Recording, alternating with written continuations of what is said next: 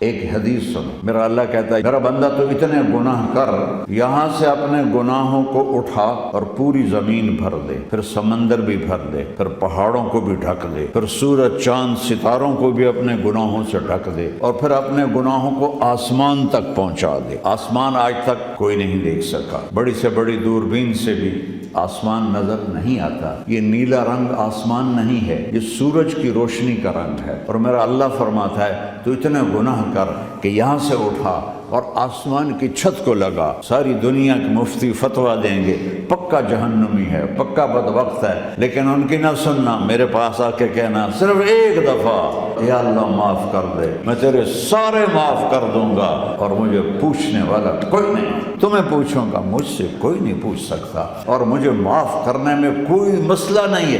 ہمیں معاف کرنے میں کیوں تکلیف ہوتی ہے؟ کہ ہمارے دل پہ اثر ہوتا ہے۔ میرے دل ارسلان کے ساتھ میں بدتمیزی کروں تو اس کے دل پہ اثر ہوگا، اس اثر کو جانے میں دیر لگتی ہے، اس لیے معاف کرنے میں دیر لگتی ہے۔ اور اللہ کیا ہے، نہ تمہارے گناہوں سے مجھے نقصان ہوتا ہے اور نہ تمہاری نیکی سے مجھے نفع ہوتا ہے، لہذا میں ہر وقت دروازے کھول کے بیٹھا ہوا ہوں۔ آدم کے بیٹے، میں تجھ سے پیار کرتا ہوں، ارے تجھے میرے حق کی قسم، تو بھی تو مجھ سے پیار کر۔ سوشل میڈیا پر سب سے قدیم اور سب سے ریلائبل برانڈ درسقرآن.com